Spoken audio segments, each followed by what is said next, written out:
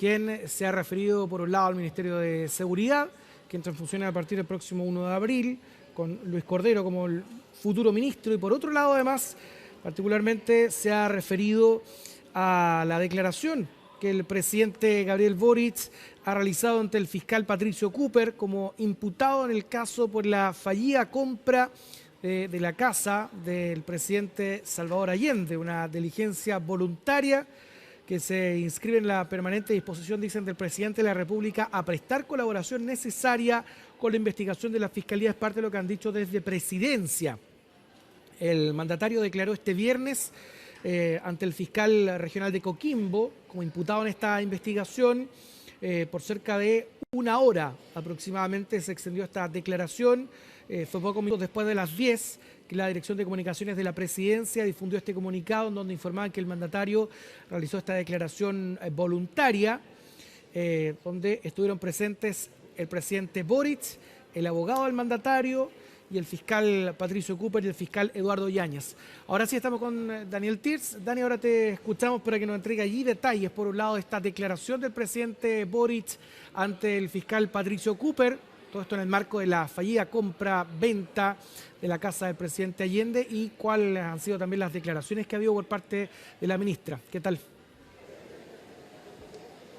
Sí, retomamos entonces el contacto para contarles que duró cerca de una hora, poco menos de una hora, eso de las 9 de la mañana habría comenzado esa declaración del presidente Gabriel Boric ante el fiscal Patricio Cooper, quien está llevando, ¿verdad?, esta investigación por la fallida compraventa de la casa del expresidente Salvador Allende, una situación que por supuesto en su minuto generó mucha polémica y que ha desatado no solo las críticas de la oposición, sino que también el que se haya abierto un sumario para poder investigar qué fue lo que ocurrió a nivel interno y también a través del Ministerio Público, una investigación que está llevando a cabo entonces Patricio Cooper. Estuvo aquí en el Palacio de la Moneda, estuvo prestando declaración el presidente, también estuvo acompañado por su abogado Jonathan Valenzuela, estuvo presente no solo el fiscal Patricio Cooper, sino que también el fiscal Eduardo Yáñez, esto a raíz de dos querellas, ¿verdad?, que existen contra el presidente de la República y quien resulte responsable, una por fraude al fisco por la fallida compraventa, ¿verdad?, de esta casa, y también en un segundo lugar por malversación de caudales públicos por contratar al abogado del presidente con recursos públicos. Esas son las dos querellas que pesan en contra del presidente Gabriel Boric, y de ahí entonces que la ministra vocera plantea el hecho de que el presidente declara en calidad de imputado solamente por el hecho de que existen dos querellas, y por eso entonces insisten en el hecho de que se ha respaldado la forma en que él ha trabajado, ha operado en esta fallida compraventa, y que si bien se hicieron cosas que se pudieron haber hecho de otra manera, planteaba la ministra vocera que se pudieron realizar de otra forma, lo que ella asegura y se ha dicho en múltiples oportunidades por parte del gobierno es que esa transacción no se llevó a cabo, que no hubo ningún tipo de transferencia de capital y por lo tanto que eso quedó nulo de alguna forma cuando no se siguió con los pasos que correspondía para poder terminar con la transacción, más allá de que haya existido un contrato en notaría. Esa primera firma no garantizaba, decían, el hecho de que se concretara completamente la compraventa, no hubo un traspaso de patrimonio y por lo tanto insisten en el hecho de que si bien se pudo haber hecho de otra manera, no generó un perjuicio, digamos, a nivel fiscal. Es parte de lo que han planteado por parte del gobierno, lo escuchábamos ahí en palabras de la propia vocera de gobierno, así también se ha declarado en múltiples oportunidades por parte del Ejecutivo, y lo que también decía es que si es que hay algún tipo de otro requerimiento, eso por supuesto se va a entregar. Planteaba que está a la disposición de poder entregar todo tipo de declaraciones que sean necesarias por parte de personeros de gobierno, que así se ha estado haciendo, y también que en caso de necesitar algún tipo de documento u otro tipo de artefacto que sea requerido por parte de la Fiscalía, está también esa disposición. Es la disposición que ha existido, dice, que va a seguir existiendo frente a esta situación que, lo decíamos, está en investigación por parte del Ministerio Público y que el día de hoy ya entonces se concreta esta declaración del presidente Gabriel Boric, que duró, lo decíamos, cerca de una hora aquí en el Palacio de Gobierno. Fue el subsecretario del Interior, que está recién nombrado, ¿verdad?, como ministro de Seguridad, Luis Cordero, quien también abordó esta situación. Veamos qué fue lo que dijo. Yo reitero que sobre los asuntos distintos a seguridad pública se va a referir la ministra Aysén en la vocería que corresponde más tarde. Pero hay algo que no puedo dejar pasar de su pregunta. Creo que su pregunta se responde simplemente con la intervención de la Contraloría en la Comisión Investigadora estos días. El presidente de la República suscribió un decreto, fue tomado razón. En Chile, la Contraloría ejerce un control de legalidad y constitucionalidad.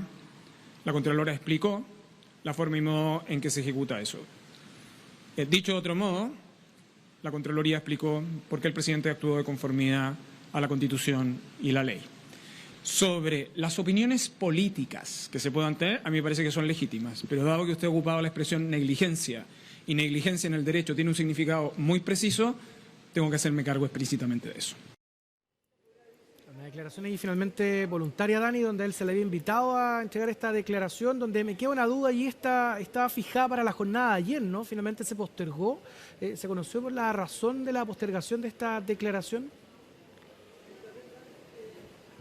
Sí, no, fue consultado el abogado por esta situación y planteó que esto no fue postergado, que lo que había trascendido era a través de medios de comunicación, que ellos no habían confirmado una fecha en específico y que por lo tanto no hubo un cambio, digamos, en la fecha, sino que estaba agendada para el día de hoy. Ayer también existía rumores de que estaba la posibilidad de que declarara, pero estaba fijada para hoy a las 9 de la mañana y así entonces se concretó aquí en La Moneda y también destacando, ¿verdad?, esa distinción que hacía el subsecretario del Interior, Luis Cordero, donde dice hay un área que tiene que ver con lo jurídico y que es lo que se está estudiando, lo que se está investigando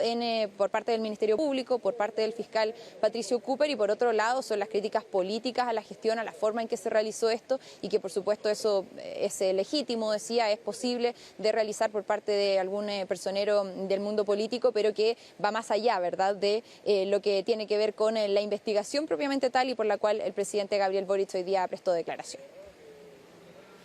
Bien, ahí está entonces la explicación que han entregado con respecto a esta declaración. Vamos a ver ahí qué repercusiones puede tener durante esta jornada, esta declaración que ha entregado el presidente Boric en el marco de esta investigación que se está llevando adelante por la fallida compraventa de la casa del presidente Salvador Allende ahí en la comuna de Providencia, en calle Guardavieja. Bien, Dani, vamos a quedarnos atentos a cualquier novedad.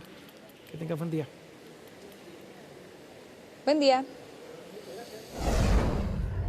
Bien, vamos a seguir con otros temas que están ligados también al Palacio de la Moneda, con algunos ministros, en el caso de la ministra del Trabajo, que la presión allí para que la ministra Janet Jara y posible carta presidencial del Partido Comunista deje el gabinete. Todo esto luego de las críticas que han surgido de parte de la oposición y ya de candidatos presidenciales, como el caso de Evelyn Matei, también de José Antonio Kast, quienes criticaron su despliegue en regiones. Todo esto debido a las actividades que ha agendado la ministra del Trabajo en distintas regiones del país, donde desde La Moneda aseguran que su agenda busca informar acerca de la reforma de pensiones.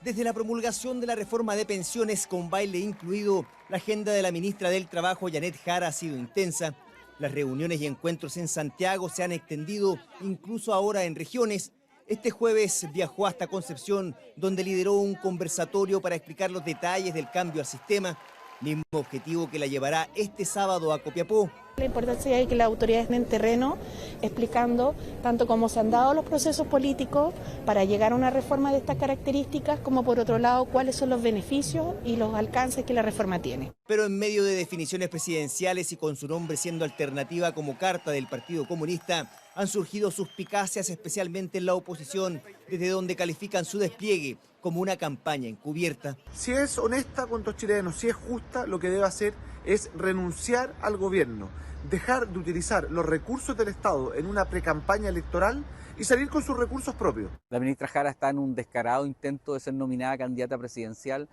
por el Partido Comunista, recorriendo el país, promoviendo supuestamente la reforma previsional con recursos de todos los chilenos. La ministra Jara está abocada a una tarea que es esencial para los chilenos y chilenas, que es la implementación de la reforma de pensiones, y nada la distrae de esa tarea. Cuestionamientos que derivaron en la presentación por parte de parlamentarios de oposición de un requerimiento ante la Contraloría para que se pronuncie sobre el eventual uso de recursos públicos en actividades de campaña. Una controversia que escaló sumando emplazamientos directos de dos candidatos de la oposición, Evelyn Matei y José Antonio Kast. Si ella tuviera algún mínimo de decencia, debiera haber renunciado, ¿no? Si la ministra Jara va a ser candidata presidencial, tiene que renunciar ahora.